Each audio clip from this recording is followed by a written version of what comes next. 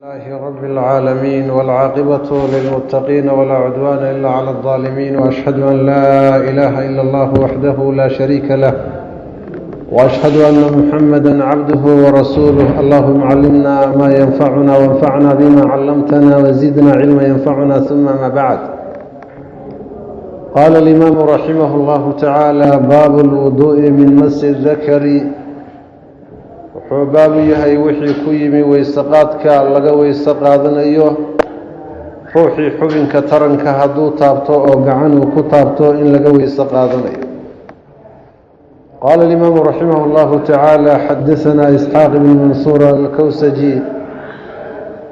qaala xadaثanaa yaxya bnu saciid alqadaan can hishaam bni curwata qaala akhbaranii abi curwa ibni subayr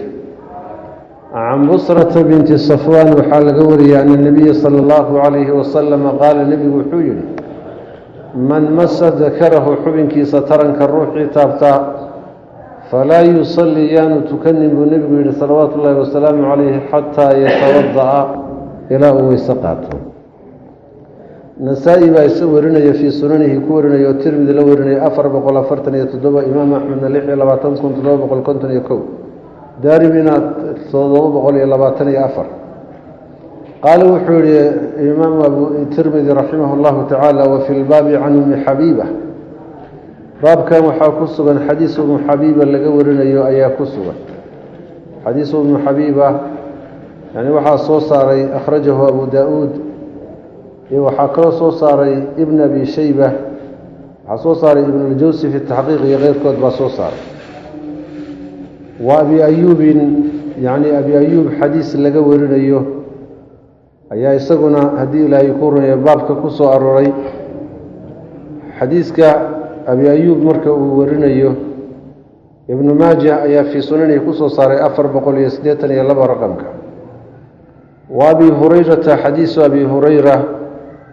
yani isagana waxaa soo saaray nasaa-i baa fii sunanihi kusoo saaray, wakadalika ibnu maaja ayaa ku soo saaray uuna inoo soo horanmaray. wa arwa binti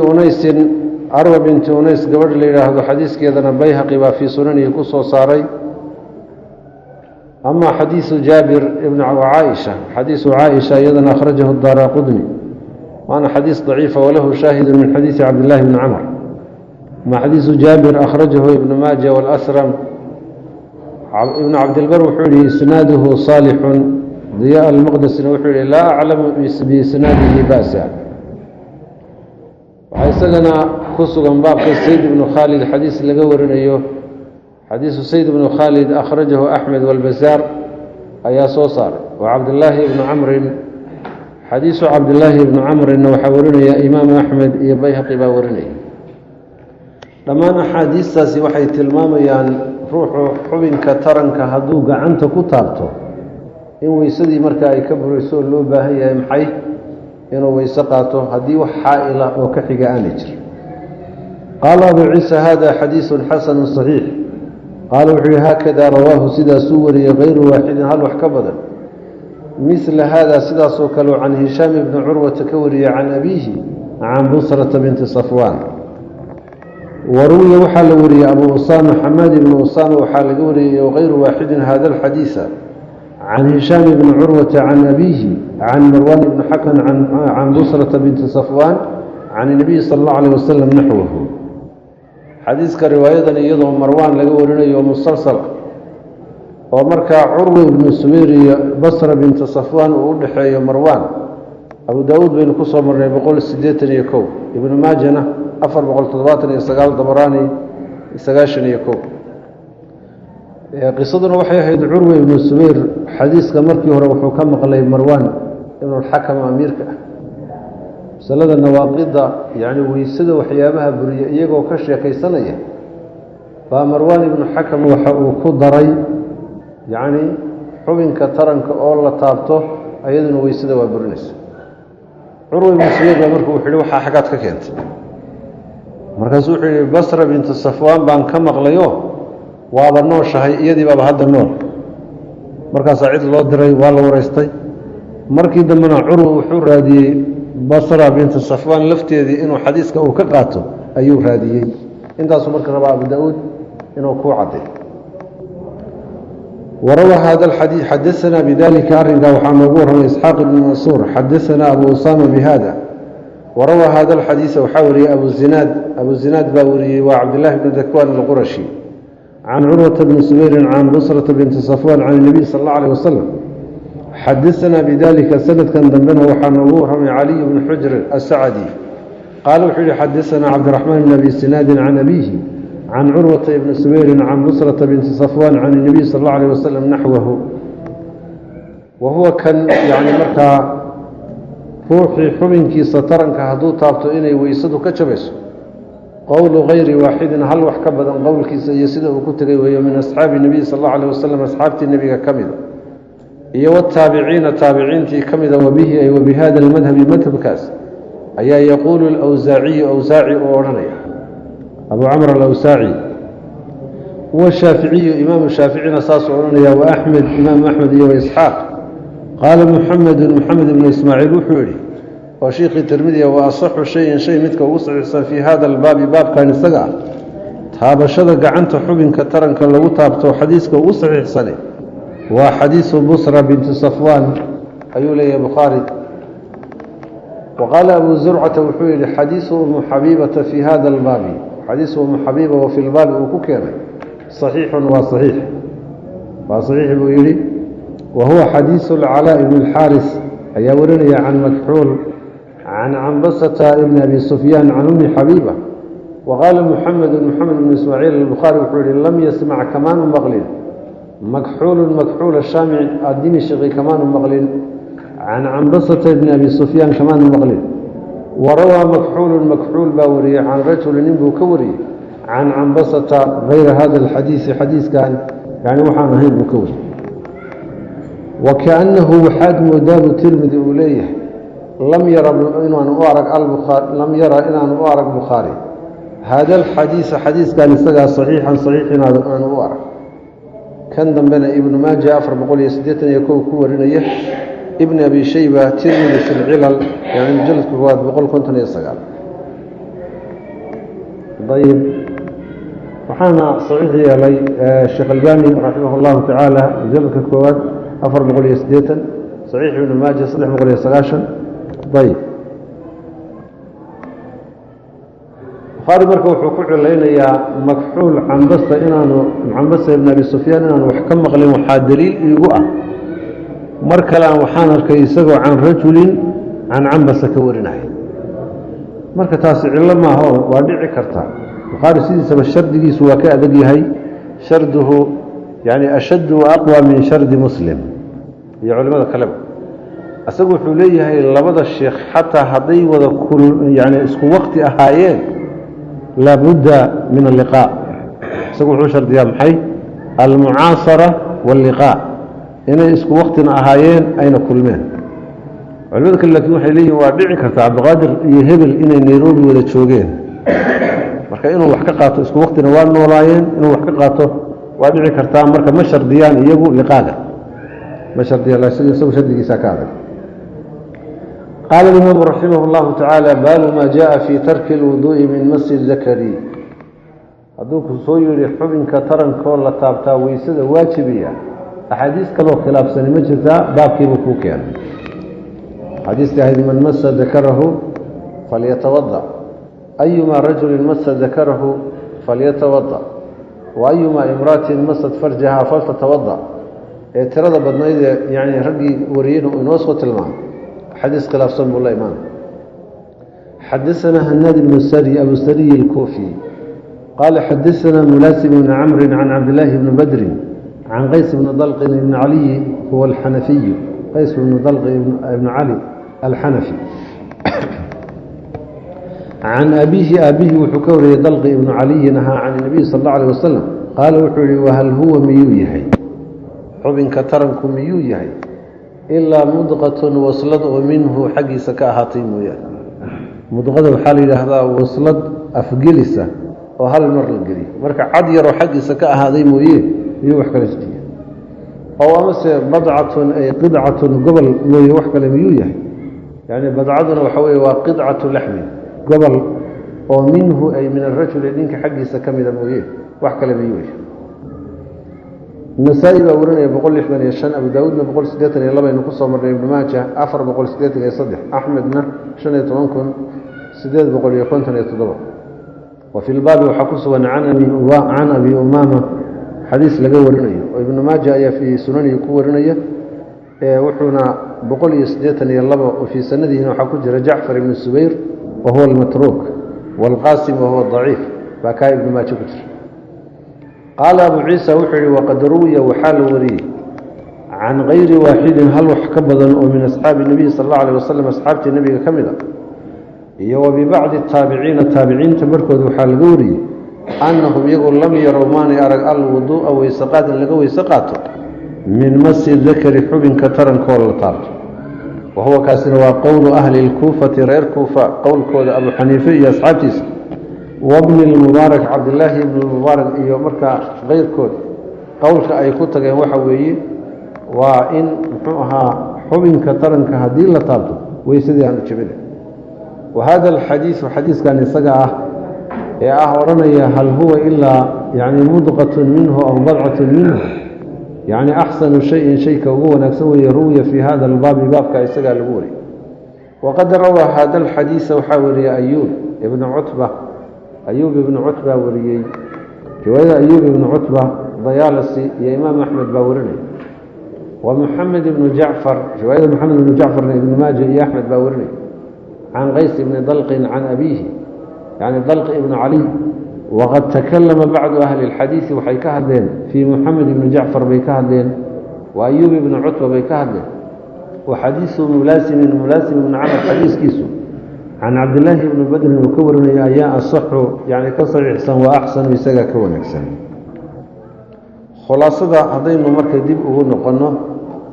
والله بابا مدنا أولاً يحبين كي ترى كوا يعني قبل شركي سكمل لكن ليه هل هو إلا بضعة منك وحوي معناها فرق ومدح حين هذا مدح حاجة تابت ينادق عن هذا تابت اندلاغا من هذا الحديث هذين نقلنا قال هذا حديث كورن محولي هاي من مس فرجه فليتوضا هو يسقط صحابه مسيدا سيسوق خلافين حيسوق خلافين قالوا وحي قادته حديث كان ضلق ابن علي بن قادته قالوا وحي قادته حديث كهره بصرة بنت صفوان اي قادته حذيفه ابن اليمان رضي الله عنه حورجري قال وحورجري يا حذيفه ابن اليمان رضي الله عنه قالوا حين ما أبالي مسست ذكري أو أذني ما هو أبيلي أما حبنك إذا ترنك أن تابته أما دكت إذا أن تابته واسم خيبه ابن أبي شيبة مجلد كفوات بقول لحنا يلبا ضحاوي في معاني الآثار يعني يكورني مجلد كفوات سديتني تضباطني سديت رقم طيب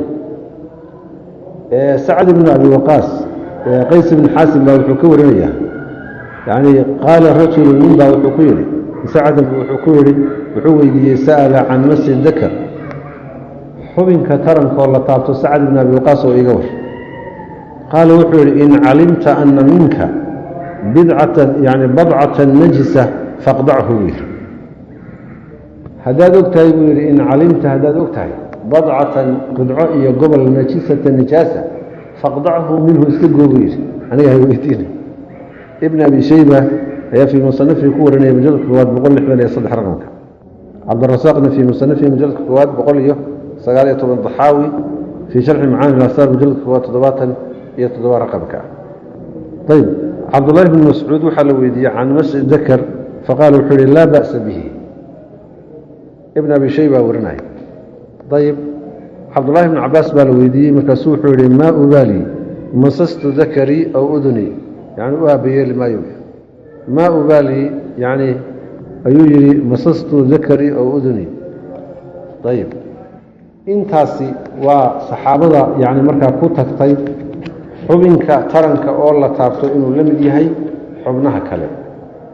inta in la mid oo saxaaba ah baa waxay ku tageen Abdullah ibn Umar iyo qeyrkood waxay ku tageen yani man massa dhakarahu falyatawadda ruuxi xubinkiisa taranka taabta hawaysa qaato ayay ku tageen waxay qabsadeen xadiiskii hore ee Busra binti Abi Safwan marka waa laba baab oo iska soo horjeeda خلاصته maxay noqonaysaa khulaasadu waxay noqonaysaa culimada qaarkeedna waxay rajaxeen man masa dakarahu falyatawadda culimada qaarkeedna waxay rajaxeen inaanu weysadii jebinayn qaacidadeeni baynu ku soconaynaa marka icmaalu daliilayni awlaa min ilqaa'i axadihima jamcan bayna aladilla waxaynu leenahay xadiisu busra bintu safwaan waxaan ku xambaaraynaa xubinka taranka ruuxii taabtoo shahwe ahaan u taabto ruuxan adoo qubaysanaya ama aan u qasdin baa gacni kaaga dhacda marka maxaan leenahay haddaan adoo aan u qasdin gacni kaaga dhacdo inamaa huwa badcatun minka baynu leenahay marka icmaalu daliilayni awlaa min ilqaa'i axadihima waxa weeye xubinka taranka hadduu shahwo u taabtana weysadii way ka buri haddaan weyse u taabanna weysadii ka buri mayso imaamu maalik ra'yi buu isaguna ku jamciyey uu leeyahay xadiisu busra bintu safwaan sheegitaanka lagu sheegay inuu weysada jebiyo waa lilistixbaabi laa lilwujuub waa sunne waa sunnanimo inaad ka weysaysataa habboon laakiin macnaheedu haddaadan ka weysaysanna weysadii yani markaa kaa jabi mayso ayuu isagu ku tegay imaamu maalik laakiin waxaan ku soconaynaa jamaca hore ee ah hadduu xubinka taranka shahwo u taabtana waa man masa dakarahu falyatawadda haddaanu weyse u taabanna hal huwa ilaa mudqatun minhu aw badcatun minhu ayb aasaartii faraha badnayd ee cabdullahi bni cabaas iyo xudayfa iyo ibni mascuud iyo wixii aynu soo noqlinaynay baa kaaga filan qaala alimaamu raximah اllahu tacaala baabu maa jaءa fii tarki اlwuduuءi min alqubla wuxuu baabu yahay weysadii in laga tegey dhunkashadii ama shumintii ruuxu markuu haweenaydiisii dhunkado ama uu shumiyo inaanu ka weyse qaadanayn wixii ku soo arooray xadaثanaa qutaybaة bnu saciidi wahanaadi bnu sariy wa abu quraybin يعني محمد بن علاء شيخ الجماعة وأحمد بن منيع البقوي ومحمود بن غيلان وأبو عمار وحسين بن حريث رجل ماما وسود قالوا حيل هذه جماعة حدثنا وكيع بن الجراح ابن مليح الرؤاسي أبو سفيان بن نور عن الأعمش سليمان بن مهران الأعمش عن حبيب بن أبي ثابت عن عروة ابن الزبير عن عائشة أن النبي صلى الله عليه وسلم نبي قبل وحود كذا bacda nisaa'ihi dumarkiisa barhkood buu dhunkaday uma kharaja ila salaati salaadu u baxay walam yatawada mana aanu weyse qaadan qaala wuxuu yihi curwa qultu waxaan idhi man hiya ey maa hiya waa tuma middaa la dhunkaday ilaa anti adiga mooye miya cid kale tahay ayb qaala wuxuu yihi fadaxikad markaasay qosasha caaisha qosade laysa alkhabaru kalmucaayana dee nin weyn waa yeel hadalka waa loo sarbeebaaye yani markaa looma saray odhan jiray tala dhunkaday adiga mooye miyay cid kale tahay haa anigay ahayd ma odhane fadaxikat yani marka waa noocii qaraara ayb xadiiska waxaa warinaya nasaa-i baa fii sunani ku warinaya 170 ibnu maajana fii sunanihi 502 axmedna 25,238 daara qudni majalad koowaad 136 bayhaqi fii sunanihi 125 ilaa 26 baqawi fii sharxi sunna majalad koowaad 168 bal xadiiska aqwaasha laga yidhi aan dhammayno kadibna fiqigiisa aan usoo noqono qaala abu ciisa wuxuu yihi waqad ruwiya waa la wariyey naxwa hada xadiiskan mid la mida la wariyey can kayri waaxidin hal wax ka badan baa laga wariyey min ahli اlcilmi ahlu cilmiga ka mida ayb oo min asxaabi nabiy sal اllau alيh wasalam asxaabtii nebiga ka mida iyo wataabiciina taabiciintii ka mida inay ku tageen madhabna ay ka dhigteen xadiiskana ay qaateen wa huwa qowl الthawriyu yani sufyaan aلthawri qowlkiisa weeye wa ahli اlkuufa reer kuufa oo abu xaniife uga jeedo qaalu wuxuu yihi laysa fi lqublati dhunkashada ama shuminta ma ahaanin wuduu'un wax weysaa kama ratimayso wa qaala malik ibnu anas wuxuu yihi wاlawsaaciyu abu camr alawsaaci iyo washaaficiyu iyo waaxmed iyo waisxaaq waxay yidhaahdeen fi lqublati dhunkashadii waxaa ahaaday wuduu'un weysaqaad wa huwa kaasina waxa weeye qowlu kayri waaxidin hal wax ka badan qowlka ay ku tageenoo min ahli اlcilmi ahlucilmiga ka mida ahlulcilmigaasoo min asxaabi nabiyi sal اllahu alayh wasalam wataabiciin asxaabtii nebiga iyo taabiciintii ka mida وإنما ترك أصحابنا أصحاب تيد الشافعي أحمد وحي وتجن حديث عائشة وحي وتجن عن النبي صلى الله عليه وسلم في هذا لأنهم حير لا يصح عندهم أكتر ما أنصحين لحال الإسناد دنك سندك مرك حال كيس الفيري قالوا حلي وسمعت أبا بكر العضار بن مغلي البصري يذكر يسقل شيء عن علي بن المديني إمام الجرح والتعديل قالوا حلي ضعف يحيى بن سعيد القضان أيدعي في هذا الحديث أيدعي فيه وقالوا حلي هو يسقل شبه حديث أكوي شبه حديث أكوي لا شيء أو حبا ما هوي حديث كان قالوا حلي وسمعت محمد بن إسماعيل من؟ البخاري يضعف هذا الحديث يسقل ضعيفين وقالوا حلي حبيب بن أبي ثابت لم يسمع كمان مغل من عروة وقد روي والوري حديث كان عن إبراهيم التيمي والقوري عن عائشة أن النبي صلى الله عليه وسلم نبي قبلها ولن كذي ولم يتوضأ مناء ويسقاذنه لفظا إبراهيم التيمي لقورينا أبو داود بن كسر من بقول تضباطني يسديد رقم وهذا متكننا كان ذنب إبراهيم التيمي لقورينا يعني لا يصح أيضا يسقنا ما ننصحين ولا نعرف قرن منه لإبراهيم التيمي قرن منه سماعا مقل ومن عائشة وحكم مقلين وليس معها أن يصح متك أن صحي عن النبي صلى الله عليه وسلم نبي حديثا في هذا الباب باب كادون كشدع مرك الله فيريا شيء طيب روايات بدن باك عن صحي بخاري علي بن المديني يحيى بن القطان غير كل حديث كوي عليين وين ضعيفين maxay ku daciifiyeen sabab waxay yiraahdeen ninka leeyahay Habib ibn Abi Thabit lamaanu kulmin an Urwa ibn Subayr طيب Urwa ibn Subayr yani inuu la kulmayna shawaahid badan baa loo hayaa ibn Abd al-Barr wuxuu ka soo naqliyay saylici fi nasb ar-raya jalad kood 26 ibn Sayyid an-Nasna uu soo naqliyay حبيب بن ثابت إنه لكل مي عن عروة بن سبير إنه لكل مي وحانا معناها أتكينيا أبو داود بسند صحيحة كوري عروة بن سبير في سننه يعني عروة بن سبير إنه مركا كوري حبيب بن ثابت وعروة بن سبير كوري حديث كبقول يسديتا أين كسو مرة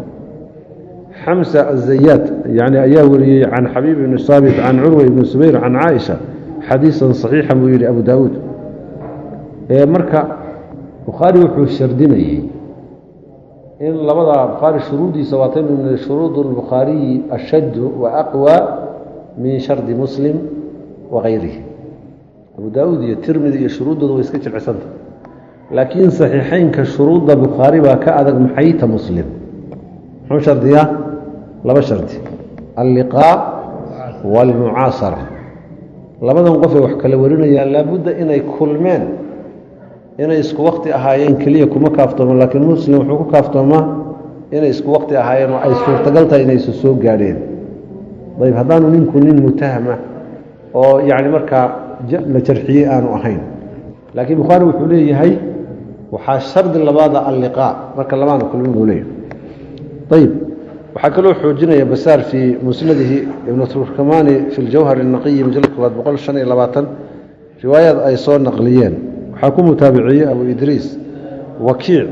رواية كورنيان هشام بن عروة عن أبيه عن عائشة أنها قالت يعني وحيت لعائشة قبل النبي صلى الله عليه وسلم بعد أزواجه فخرج إلى الصلاة ولم يتوضأ طيب مسائل كأن صون نقلنا أيوه قولها هيستا كتابك الجامع الكبير نسخة الشعيب يعني إني أركان ما لقيها ويكون قرنتها مجلد كواد وقال صدني لح ملاحظ فانفليا الجامع الكبير أوليه هي ننقل إلى هذا الدكتور بشار عواد معروفنا أسقنا وصولنا قلنا حديث كي مركب حال يسكوها يستا حفادي هراء وحديث كالضعيف الصي هي حفادي الذنب أو روايات الشواهد وحوشنا الصون نقليه وحديث كصحيحية له وقضب صمه قضب كاللباد صحابة النبي محمد صلوات الله وسلامه عليه باكوك لتغيفهن كي قرآنك أو لامستم النساء macnaha laga qaadanayay ku kala tageen. cabdullaahi ibnu cabaas xabru haadihi اlumma tarjumaan اlqur'aan iyo caliy bni abi aalib baa dhinac maray, waxayna yidhaahdeen allamsu huwa اljimaac. intaa qabo waa ru'uusu lmasaa'il. cabdullaahi ibnu mascuud iyo cabdullaahi ibnu cumarna waxay yidhaahdeen allamsu huwa allamsu biاlyad. lamsiga qur-aanka loo jeedaa waxa weeye taabashaa loo jeedaa. cabdullaahi ibnu cabaas iyo cali bn abi aalib ahlubeytkuna maxay yidhaahdeen allamsu huwa aljimaac. ayb waxaynu u noqonaynaa qur-aanka haddii istiqraa' iyo dabagal lagu sameeyo. maa waradat fi اlqur'aani lafdu yani allams biاlqur'aan ila wahuwa yuraadu biاljimaac. haddii la iطlaaqo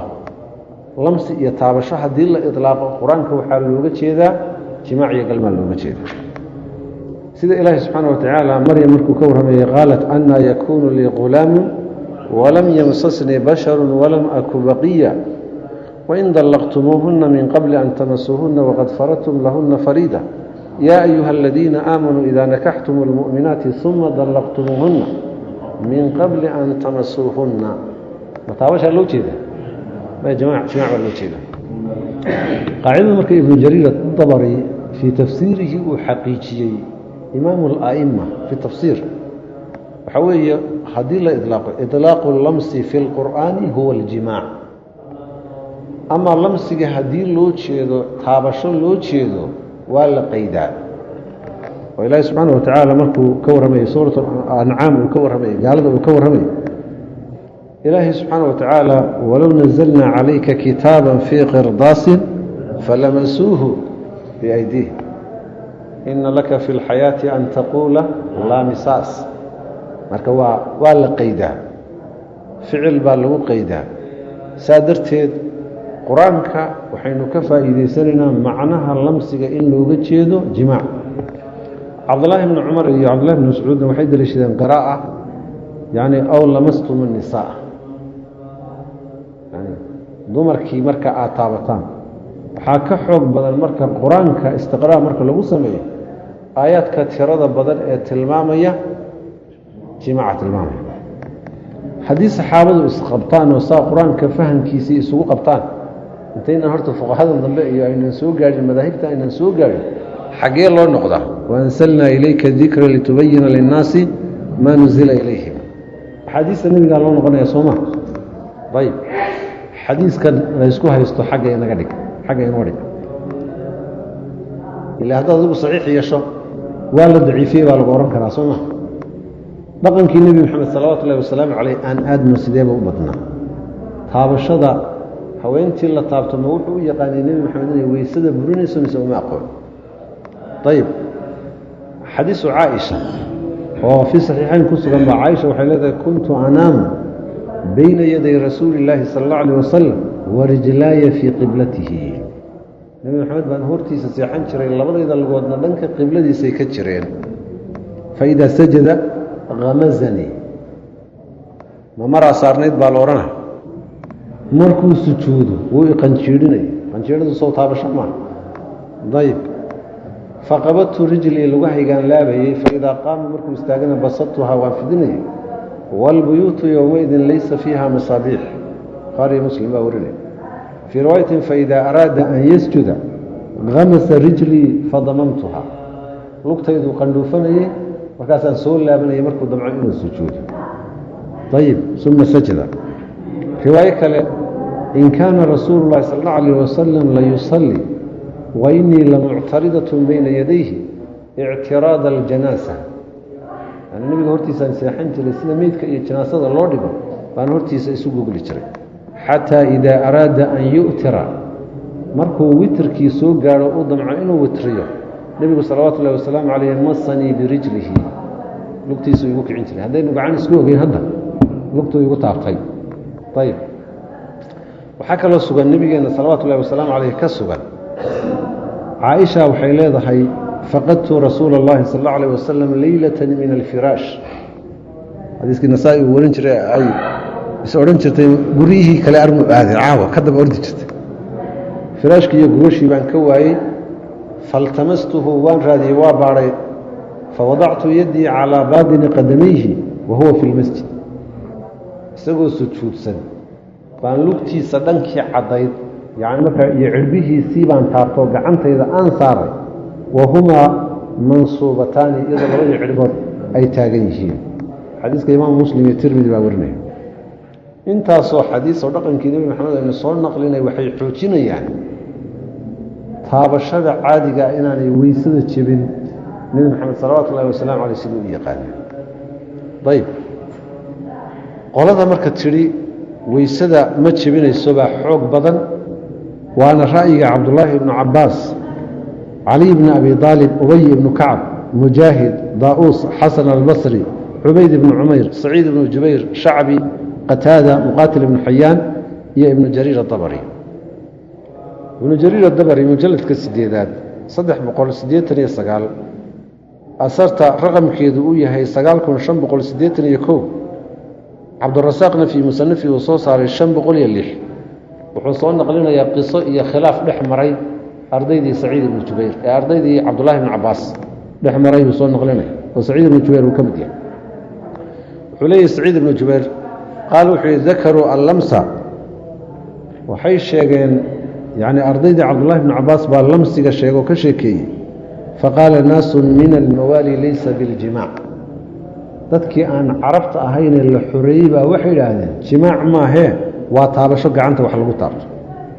wa qaala naasun min alcarabi dadkii carabta ka mid ahana waxay idhahdeen allamsu aljimaac lamsigu waa galmo iyo xiriir gogoleed wixii ku saabsan qaal wuxuu yihi falaqiitu ibnu cabaas cabdullaahi ibnu cabaas baan la kulmay faqultu lahu waxaan ku idhi ina naasan min almawaali waalcarabi ikhtalafuu fi lamsi mawaalidii carbeed iyo carab ka mida waxay isku khilaafeen maxay lamsiga iyo taabashada faqaalat ilmawaali laysa biاljimaac waqaalat alcarabu aljimaac mawaalidii waxay dhaheen jimaac maahe waa taabasho gacmeed carabtiina waxay idhaahdeen luqada carabiga iyo qur-aanku asaaliibtooda kusoo dega annagaa idinka naqaane nooga dambeeya waa galmo waxaa laga warramaya cabdullahi bn cabaas qaala wuxuu yihi famin ayi alfariiqayni kunta intaanu kuu jawaabin adigu labada kooxeed labada garab ee iskhilaafay garabkee ka tirsanayd qaala wuxuu yihi kuntu min almawaali saciid jabir wuxuu yihi mawaalidaan ka tirsanaa ya maxay odhan jireen soomaalida fiqitolkii kama jaro taga yidhahdeen sooma warkoodii beenta abaadilka ay akhri jireen qaala wuxuu yihi cabdullahi bn cabaas baa wuxuu yihi guliba fariiqu lmawaali mawaalidii waa la jebiyey waa laga adkaaday nimankaasi waa jaban yihiin maxaa yeelay ina allamsa waalmasa waalmubaasharata aljimaacu walaakina allaha yukni maa shaaa bima shaaa ilaahay wuxuu doonu sarbeebaa laakiin lamsiga iyo ifaadada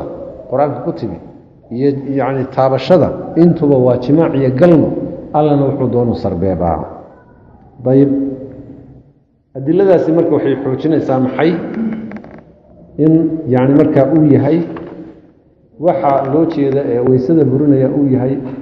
ee qubayska waajibinaya galmo iyo jimaac iyo xiriir gogoleed laakiin lamsigan aan ahayn cilmiyan u qaado marka waxaas iyo masaa-isha ku jira iyo aqwaashoodii haddaad marka adigu diin u aragto inaad aa'imada ku raacdo walow aan aragno ijtihaadkoodii inay ku khaldameen oo aanay asiibin ninka cumar ninka la yidhahdo ibnu cumar iyo cabdullahi ibnu mascuud iyo qolada ay ugu horeeyaan sawaabkana ay ku taagan yihiin caliy bni abi aalib iyo cabdullaahi bni cabbaas oo ilaahay subxaana wa tacaala rasuulkiisu tafsiirka qur-aanka ugu duceeyey allahuma macallimhu ta'wiil ibnu jariir adabrina imaamu ala'ima uu dhan kaa maray haddaad adigu u aragto marka inaad diin ka dhigato oo aada ilaahay ku caabuddo dhib ma lehe dadka kale kaa soo horjeeda waxba xagxagan qofkii sawaabka kaaga toosna haddaad isagii ku qayliso ka war aad tiraa waxaan la aqoon buu la yimi soo waxa dhiba ma xalay indhihii garta darnaa hadday ooyaan kuwii garta lahaana maxay noqonaa ayb marka adiga haddaad habar kuuyaa hadday hadda kugu dhacdo aada weysaysanayso idinku aan isu qasdinba oo aad tawaruc iyo xalaal miirashaan uga jeedaa leedahay iska weysayso laakiin annaga 10 jeer ay nagu dhacaan وما أرقنا إلى مذهب وما آمن سنين يعني مركا إلي ويسدي نجتبنيه. قال الإمام رحمه الله تعالى باب ما جاء في الوضوء من القيء والرعاف. باب يهوحي كوي ويسقاتك لغا ويسيسنيه منطقي يسنقررك أما هنك لغا ويسيسنيه مثل لغا ويسيسنيه. حدثنا أبو عبيدة ابن أبي صفر وأحمد بن عبد الله بن محمد بن عبد الله بن أبي صفر وهو أحمد بن عبد الله الهمداني الكوفي وإسحاق بن منصور. قال أبو عبيدة وحول حدثنا يعني وقال إسحاق وحول أخبرنا. أبدا وذلك أبو عبيدة بن أبي صفر يا أحمد ينك إلى إسحاق واللفظ قد كالدوة يايو حدثنا يا أخبرنا ويسكو معنا لكن إمام مسلم يقير كود أيمد غير كود باكرة صاروا لا معنى ككرارين. أخبرنا عبد السمد بن عبد الوارث حدثني أبي عبد الوارث بن سعيد عن حسين المعلم وحسين بن ذكوان المعلم طيب البصري وثقة ربما وهم. عن يحيى بن أبي كثير الطائي قال حدثني عبد الرحمن بن عمرو الأوزاعي الإمام أي أيوه عن يعيش ابن الوليد المخزومي عن أبيه وليد ابن مسلم المخزومي طيب أبيه وولي عفوا وليد ابن هشام ابن معاوية ابن هشام ابن عقبة ابن أبي معيط يمكن لو ننشر نقاس بسور كذا. عن معدان بن أبي ضلحة عن أبي درداء أن رسول الله صلى الله عليه وسلم رسولك إلهي قاء وامن تقي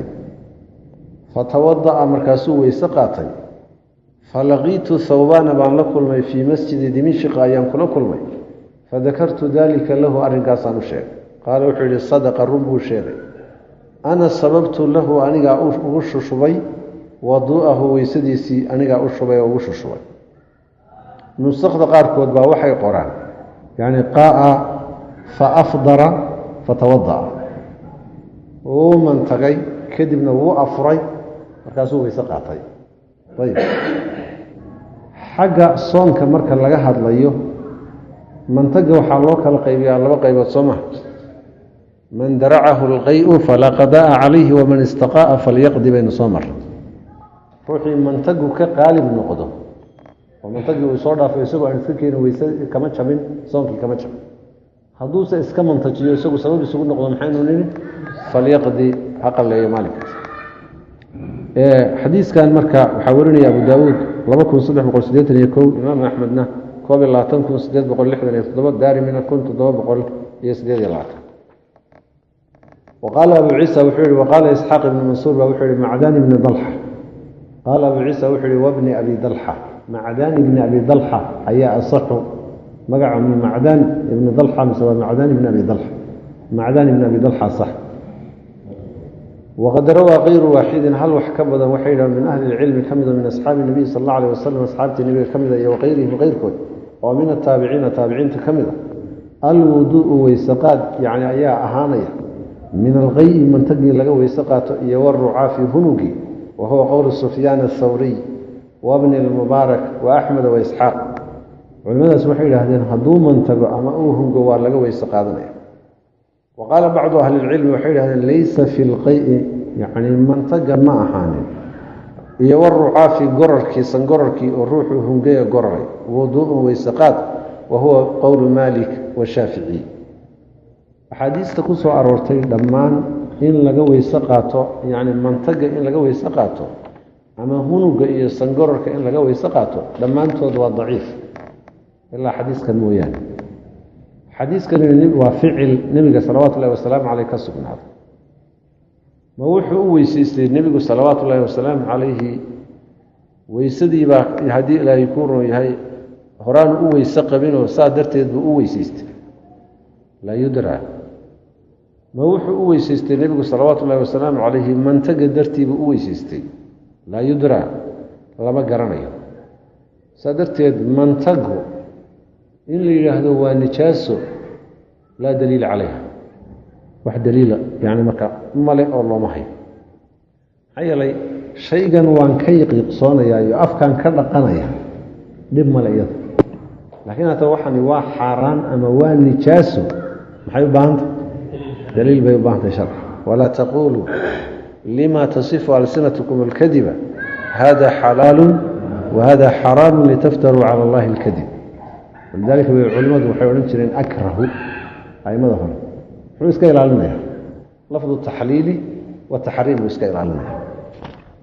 khulaasadu waxa weeye ruuxu hadduu san gororo yacni sangorarkaa sankiisa ka yimi iyo dhiiggaa ka yimi weysadii kama burinayso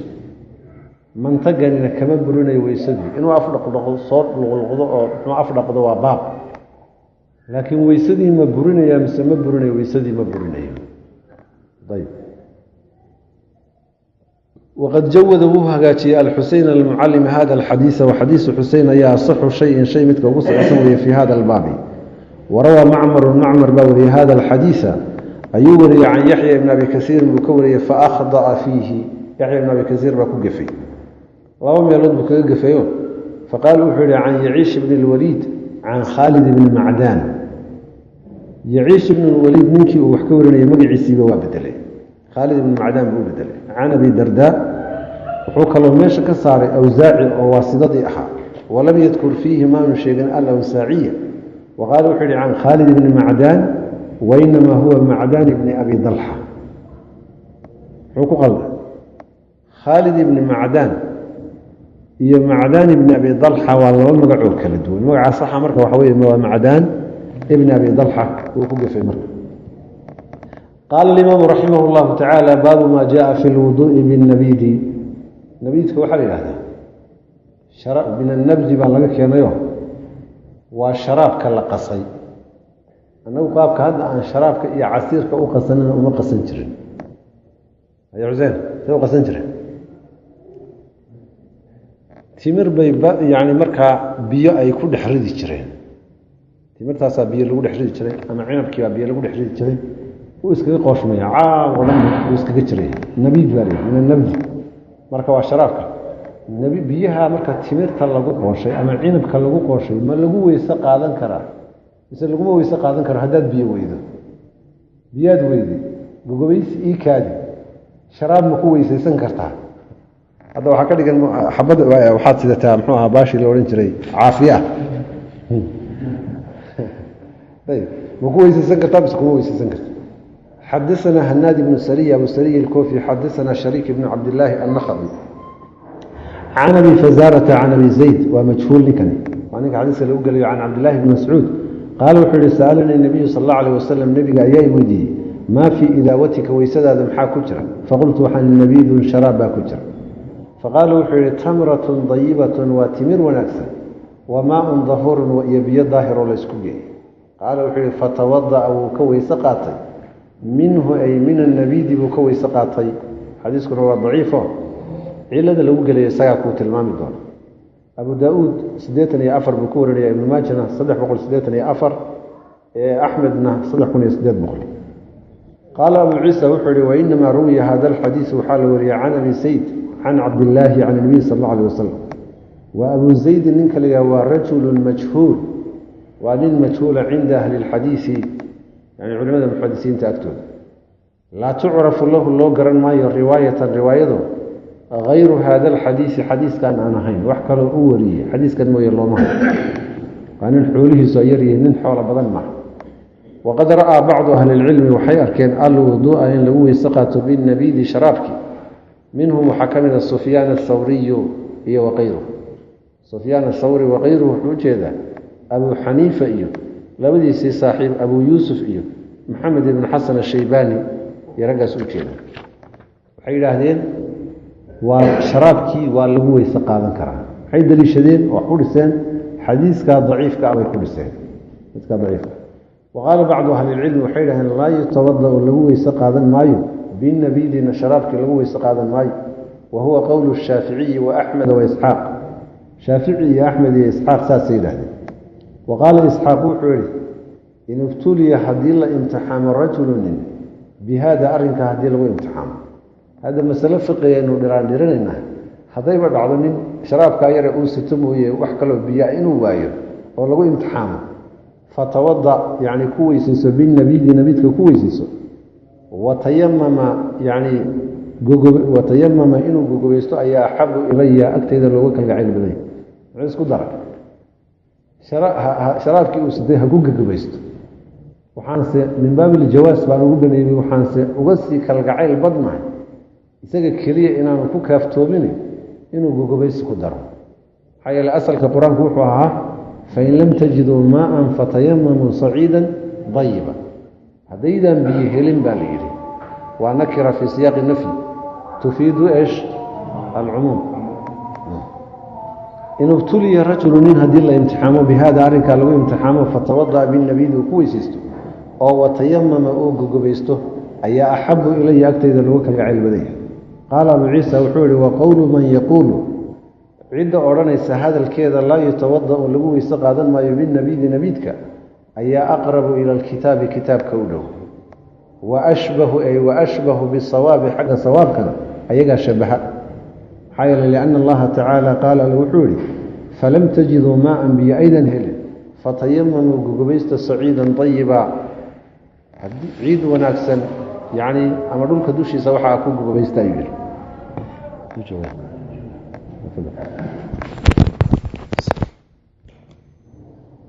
في المضمضة إن لقى اللغض من اللبن عانه وحي كصار حدثنا قتيبة بن سعيد أبو رجاء البغلاني قال حدثنا ليس بن سعد الفهمي عن عقيل بن خالد عن السهري محمد بن مسلم بن شهاب السهري عن عبد الله بن عبد الله بن حفص بن عمر بن الخطاب عن ابن عباس عبد الله بن عباس أن النبي صلى الله عليه وسلم النبي شرب وحعب لبنا عانه فدعا وحويا بماء بيو فمضمض ولغلغ النبي صلى الله عليه وسلم وقال وحوري إن له دسما دفن بوليه يعني الدفن صبق بوليه ما نفك كدريمة إن له دسما دفن بوليه معناه صبق بوليه بخاري ما في صحيحه كورنيا الله بقول يكوبية والمسلم نصدح بقول كنت لإسديد نسائي في سننه بقول سديتنا يتضوى أبو داودنا بقول سقاشن يلحمه إنه كل صومرنا ابن ماجه أفر بقول سقاشن يسديد أحمدنا كل سقال بقول يكونتني يلبا قال وحيري وفي الباب وحكسوا عن سهل بن سعد الساعدي حديث لقورني حديث سهل بن سعد الساعدي وحورني ابن ماجه أي في سنن كورني رقم كاشن بقول سنة كيسنا عبد المهيمن بن عباس باكتر أو بخاري منكر الحديث وأم سلمة حديث كذا ابن ماجه أي سجن ورنا يرقم كأفر بقول سقاشن يسقر قال أبو عيسى وحي وهذا حديث حسن صحيح وقد رأى بعض أهل العلم بركود وحيار كان المدمدة اللغلغشو من اللبن عانيه لقلق الروح مركو عبد وهذا كاسنا عندنا أنك أكتئذ على الاستحباب شيء سنة ويسكون أكسوي معناها على الاستحباب مركو لي لا على الوجوب ومشى وجرت ولم يرى ماني أرق بعض العلماء ماني أرق المدمدة إن لقلق اللغضو من اللبن عانيه إن لقلق اللغضو وماني أرق وحانها قدوسية معناها ابن عباس حديثك ابن عباس ورني أنه شرب اللبن فمضمض ابن عباس باعنا عبي مركاسول لغلغضي ثم قالوا لو لم أتمضمض ما باليت حضانا لغلغنا وما أن أبي لين ودب ملح أيو ير عكلوا ورنا يا أنس بن مالك بسند حسن وكورنا يا أن النبي صلى الله عليه وسلم شرب اللبن النبي عانو عبد هذا محين صومرني ولغلغضي صومه فلم يتمضمض ولم يتوضأ منع أن لغلغا منع أن ويسقادا كان من هو حسن حافظك سيده وتحسينه فتح الباري من ثلاث كواد صدح بقولي صدح يطول مركا ويبنان تهي هدي إلى يكون الروح إنه كاللغلغضه إنه كاللغلغنا حتى كاللغلغنا دب ملئ باب في كراهية رد السلام غير متوضئ وحبابي إن عبيسك لأن عبيستي سلامتي إن لرديه روحي عن ويسقب ترمذي wuxuu ku qaydi doonaa xadiiska waqtiga ruuxu xaajada uu gudanayo oo wuxuu kala saaraya adoo aan weyse qabin oo banaanka maraya iyo adoo xisaabtii iyo xaajadii iyo hawshii ku dhex jira hadii lagu salaamo labadaas uu kala saara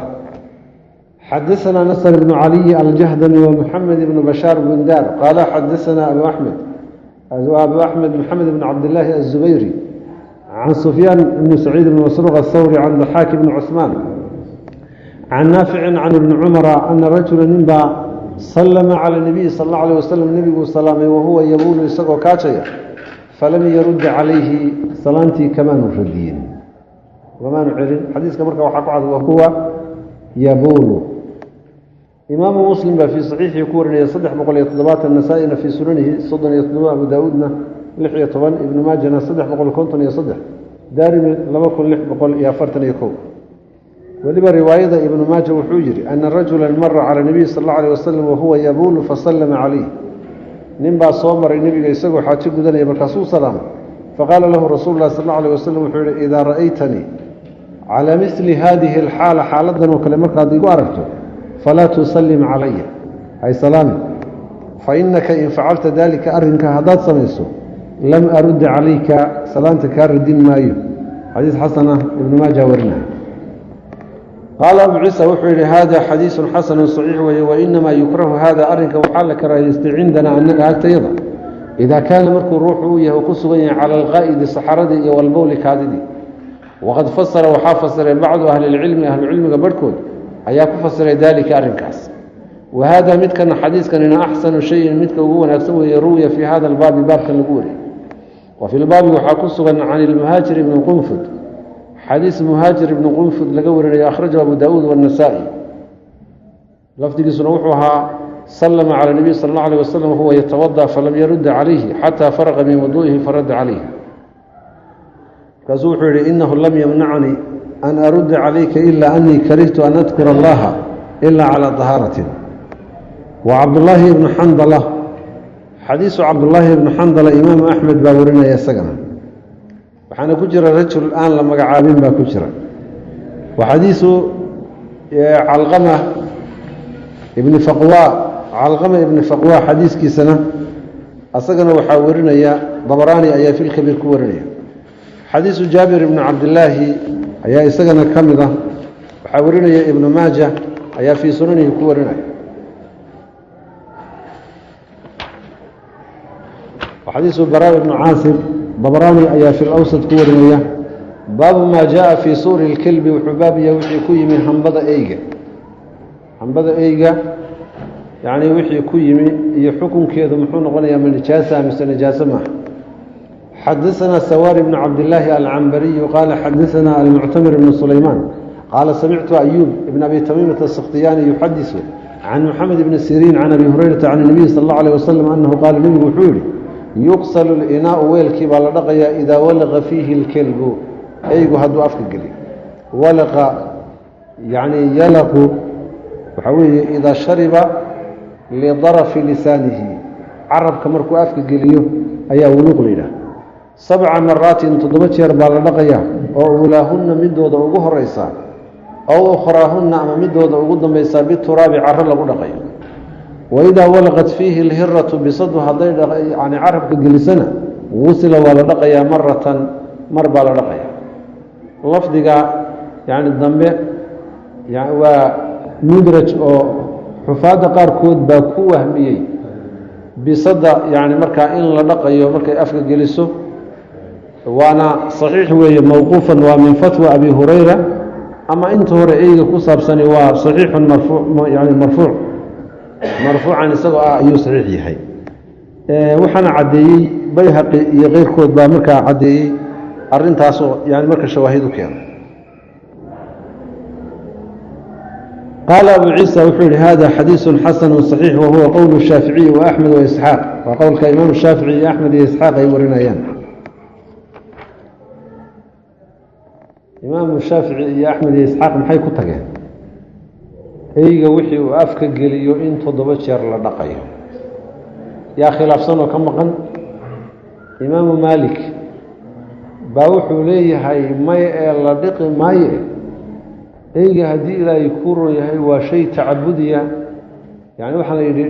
hala dhaqo ee maaha nijaaso yani marka ma dalka jaagtooda eeygu xaraam kama aha meelaha maalikiyada laga isticmaalo وقد روي هذا الحديث بالوري من غير وجه هل وجه وحكى بدن عن ابي هريره عن النبي صلى الله عليه وسلم نحو هذا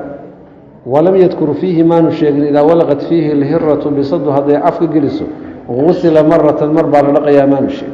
وفي الباب عن عبد الله بن مغفل باب كما حكسه الحديث عبد الله بن مغفل لقور إليه الإمام مسلم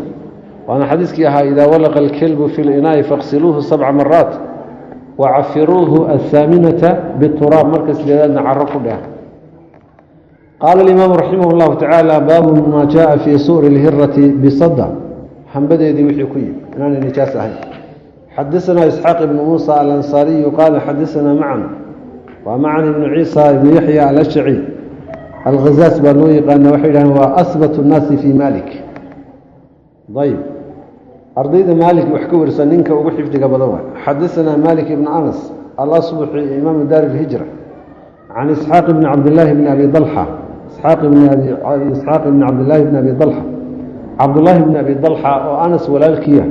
أياد ليواويل كي رأي النبي قال له جلسوا كليه هجري أدي لا يكون أنس لها أوجي أبو طلحة علي ومسلم بارش أنس نوحي كول عليه حق هوي عن حميدة ابنة عبيد بن رفاعة حميدة وحاق منك اللي هذا إسحاق بن عبد الله بن أبي طلحة قبوانين هوين ديسي وحكورنا هذا هو أدلة سوا هذاك القرآن بس يا لكن حديثكم يسوي كورنا. طيب عن كبشة ابنة كعب بن مالك كبشة قول لي كعب بن مالك أودري وكان وحيد عند ابن أبي قتادة حارس بن الربع ويل ودري أياقبي وحيث أن أبا قتادة وصد جيدا دخل عليها ووصو قال وحيث فسكبت له وحانوشوي وضوءا بيه يعني وكويسيس قالت وحيث فجاءت هرة بصد باتمي مكلال باتمي يعني يور أما الدين حاتر هذا على اللغات الصومالية هرة باتمي يعني يور أما بصد أما مكلال باتمي تشرب حالي عبس فأسقى لها الإناء ويلكي وتنشيري أما أقلوعي حتى شربت إذاعي عبتي. قالت كبشة وحيت فرآني وحوي أركي أنظر إليها أنا وفيرني فقال وحوي أتعجبين يا ابنة أخي هذا الرمياض لا يعبنتها نقن كان يفعل كان أنسمي ويلكي ويصدع دي ممكن إن المكلالك ورابيين مياد لا يعبنتها فقلت وحني نعم ها. قال وحوي إن رسول الله صلى الله عليه وسلم قال وحوي إنها ليست بنجس نجاسة معها مكلاش إنما هي من الضوافين كوة إذن كوة ريدي كمتها عليكم دشين أو الضوافات وشك الراوي الضوافيننا ذكورتي بالغا ورمية والضوافات أنه حالغا ورمية إناس كي بالغا ورمية مركا كوة إذن كوة ريقا هذه يقول أيضا إسكا السوعي كرنا قرق سوق لي بي كمديهين نجاسة النمذو دي محال له رفعي ومن باب رفع الحرج والمشق. نسائي باورني في سننه لحدن يسديد أبو داود نتضباطنا شان ابن ماجنا صدح بقول لحدن يتضبا أحمد في سننه اللبي لواتنكم يتضباطني أفر ضبراني أفرتني أفر داري منه تضابق لصدني لحرقمك. وقد روى بعضهم مركود باورية عن مالك ميكورية وكانت وحيئة يتقبلها عند أبي قتادة وكوانا خضع أبو قتادة الصدق بقوها يقبلها من قبله ابن أبي قتادة قبل ويل يعني قتادة حارس بن الربع أولي أي قبي والصحيح وصيدة صحيحة وحويه ابن أبي قتادة. وفي الباب وحاكسوا عن عائشة حديث لقورنا أبو داود في سننه وكورنا يتضباطني اللحبة نكسوا مرنين. وأبي هريرة حديث لقورنا دار قدني أيها ورنا يعني رقمك تضباطنات مجلد كفوال حديثك لبي الله تناد. وأبي هريرة قال أبو عيسى وحي هذا حديث حسن صحيح وهو كاس أم كلاشة يعني إن أنا نجاساه وحويه قول أكثر العلماء يعني بدن كودا قولك أي قولين يسدي كنت قوي علماء صار من أصحاب النبي صلى الله عليه وسلم أصحاب النبي كمذا والتابعين ومن بعدهم عدي تابعين تأكدمس مثل الشافعي سيد إمام الشافعي وكلي وأحمد وإسحاق لم يروا بصور الهرة بصدها بديدا يبيه أي عبتي وحكسوا هري أماني أرق بأسا وحباسا أماني أرق وهذا متكن حديث كان أحسن شيء متكن هو نفسه ويوه روي في هذا الباب كان يستقع البوري وقد جوده هجاتي مالك بن أنس هجاتي هذا الحديث يحيى عن إسحاق بن عبد الله بن أبي طلحة يكوري walam yaأti bihi axadu ruux lama imaan atama xadiis ka dhammaystiran min maalikin maalik xadiiskiisa yani xadiis ka dhammaystiran ruuxna lama iman baabun fi lmasxi cala alkhufayni khufeynka masixitaankiisa iyo wixii ku soo arooray buu baab xadaثana hanaad ibnu sari abu sariy اlkuufi qaala xadaثana wakiic ibnu jaraax ibnu maliix aلru'aasi abu sufyaan can ilacmash sulaymaan ibn mihraan alacmash can ibraahim ibn yasiid الnakhaci inuu ibraahim ibn yasiid الnakhaci yahay riwaayati albukhaari wa muslim baa caddeeyey riwaayada bukhaari fii saxiixi 387 muslimna 373 wuxuu leeyahay marka ibraahim baa wuxuu leeyahay can hamaam ibn اlxaaris qaala wuxuu yihi baala jariirun jariir ibn cabdillaahi ayaa kaajay uma tawada'a wuu weyse qaatay wamasaxa calaa khufayhi labadiisii qofna wuu masaxa faqiila lahu markaasaa waxaa loo yidhi atafcalu haada ma sidaasaad samaynaysa dadka qaarkood baa waxay aaminsanaayeen khufeynka xukunkiisa in la nasakhayo bacda nusuuli maa'ida markay maa'ida soo degtay khufeyn lugaha iyadoo ay wax ku gashayn aan la masaxayna la dhaqayo ayb inta waxaa la bixiyo la dhaqayo dhaqid keliya in la ogolyahay laakiin masixitaan aan la ogolayn qaala wuxuu yihi wamaa yamnacunii oo maxaa ii diidaya walxaal qad ra'aytu rasuula اllahi sal اllau alayh wasalam rasuulka ilaahay aan arkay yafcalhu isagoo samaynaya qaala ibraahim wuxuu yidhi kutubta qaarkeed qaala oo keliya qorayaan laakiin nusaqa qaarkeed baa caddaynayso qaala ibraahim ibn yasiid annakhaci baa wuxuu yidhi kaana wuxuu ahaa yucjibuhum waxaa cajab gelin jiray ardaydii cabdullaahi bni mascuud xadiisu jariirin xadiiskan jariir ibn cabdillaahi albajali sabab muxuu ugu cajab gelinaya ay ugu farxayaan lianna islaamahu islaamnimadiisu kaana waxay ahayd bacda nusuuli lmaa'ida maa'ida markay soo degtay riwaayada muslim baana tilmaamayso fakaana asxaabu cabdillaahi bni mascuud yucjibuhum hada alxadiis baa cajab gelin jira maxaa yeelay ilaahi subxaana watacaala faqsiluu wujuuhakum waaydiyakum ila almaraafiqi wamsaxuu biru'uusikum waarjulakum ila alkacbayn markii la yidhi waxay u haysteen yani maa'ida aayaddaas inay dembeysay wax masixitaanana aanu jirin axaadiistan baa ku soo aroortay marka mutawaatirka ah in lugaha hadday wax ku gashan yihiin la masaxayo waxaa diidan yani markaa alraafida wاlkhawaarij walidaalika baa ahlu sunnuhu kutubtooda caqiidada ee masaa'ilka fiqiga aan cilaaqada la lahayn bay waxay geliyeen wanara almasxa cala alkhufayni xaqan wa sawaaba daxaawiyaha iyo idinka ku arkay bukhaari baa warinaya fii saxiixihi 387 muslimna 271 nasaa-i fii sunanihi 118 abu daawuudna 154 ibnu maaja asaguna wuxuu ku warinayaa 543 imaam axmed fii musnadihi 18687 وفي الباب وxaa ku sugan can cumar xadiis laga warinaya وcaliي وxudayfa والمغيرة وبilaal وسacد وأyuub وسلmaan وburayda وcmر بن أمyة وأنس بن مالك وسهل بن سacد الساacدي ويعلى بن مرة وعباadة بن صامت وأسامة بن شhريك وأbي أمامة وجابر بن cabdاللahi وأسامة بن سيد وأbي عباadة ويuqاaل بن cmاarة وأbي بن cmاarة أxaadiis intaasoo dhan laga warinayo bal أxaadiista mutawaatirka waxay ku daraan almasxu cala alkhufeyn bay ku dhaca marka intaas kama gaari karno xadiiskooda inaynu midmidu tilmaano xadiisu jariir xadiisun xasanu صaxiix wayurwa waxaa la wariyaa can shahr ibni xawshabin waxaa laga wariyaa shahr ibni xawshab waxa weye waa mukhtalafun fiihi culamada agsarkeeduna way daciifiyeen in badanna waa yani waa nin siqa waxay ku tilmaameen saduuqa qaala wuxuu yihi ra'aytu jariiran jariir ibni cabdillaahi baan arkay tawadaa isagoo weyse qaatay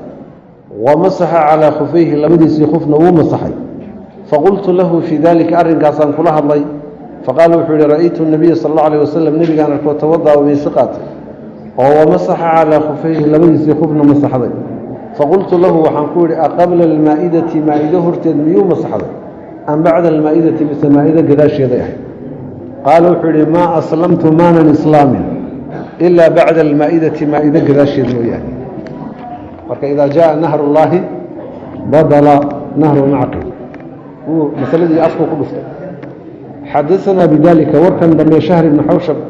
tirmidi oo lamaad kulminayaa kaaga wariyey sanadkii waa ka xadaثanaa bidalika waxaa arrinkaa nooga sheegay qutaybatu xadaثanaa khaalid ibnu siyaada tirmidi can muqaatil ibni xayaan can shahr ibni xawshab can jariir yani waxaa jariir ibn cabdillah jariir muxuu ahaa شهر بن حوشب وحاكم متابعي أبو زرعة أياكم متابعي ابن عمر بن جرير عند ابن أبي شيبة مجلد الكواد بقول تضباطني السقال وأبي داود مجلد الكواد بقول كنتني أفر ابن خزيمة بقول سديتني السقال سيدو كلا ابن أبي عامر من اللي هذا ضعيف عند الحاكم أياكم متابعي مجاهد يعني عن جرير بن عبد الله عند أحمد سقال يتبنكم يكون سقال يتبنكم الله بقول باتنيكو قال وحيد وروى بقية أياوري عن إبراهيم بن أدهم بكوري عن مقاتل بن حيان عن شهر بن حوشب عن جرير وهذا متكن حديث مفسر يعني حديث مركا الله فسره لأن بعد من أنكر عدي إنكرتي بركيد خفينك إلا مسحيه المسح مسحتان على الخفين خفينك إلا مسحيه تأول وحوت تأويش أن مسح النبي صلى الله عليه وسلم نبي مسحتان كيسيئو مسحي على الخفين خفينك إلا مسحيه دوشيسا كان إنها قبل نسول المائدة مائدة انتاني سود كهر وذكر جرير نوح شيء في حديثه وكل شيء أنه رأى النبي صلى الله عليه وسلم نبي إنه أركي مسح على الخفين كيسقوا مسحي بعد نسول المائدة مائدة مركي سودتي كبعد إنه مسح مركب مسألة خلاف كي كتاقنا وحا حسمي محي حديث جرير بن عبد الله البجلي أحاديث تورتو كسو أرورتي مسألة هذين الخلاصينه خفينك إن لما الصحابة وحوي وأحاديث متواترة وإنتاسو الصحابة هذا إنسو سردني أيام مركا لقصوا النقلي حديدا ربك وحوض والرافضة والخوارج طيب قولوا أهل السنة كمذا بأمركي هو التأويل وحي تأويل شديد أما يعني خفينك أي النسخيسة مسحتان كيسة سودقتان كسورة المائدة لغوها لقتان كذا لغوت الماء أيضا وحا أيكوقا عين محي حديث جرير بن عبد الله وجرير بن عبد الله وحديث كورني النبي بأنه خفينك مسحضي باوحوا يعني إسلامي مائدة مركي سودقتي كبعدي قصة يدعضها للنبي محمد بكورني مركا ماشي مركا مسألة دي قلدي تأويل كودينا ماشي وكبحي عايل الدليل عاد بايميو إذا جاء نهر الله بدل نهر معقل طيب وقت مليه هاي هدي لا يكون هو باب كان ينوصل صعده والله سبحانه وتعالى أعلم الصواب وأعلم بالله توفيق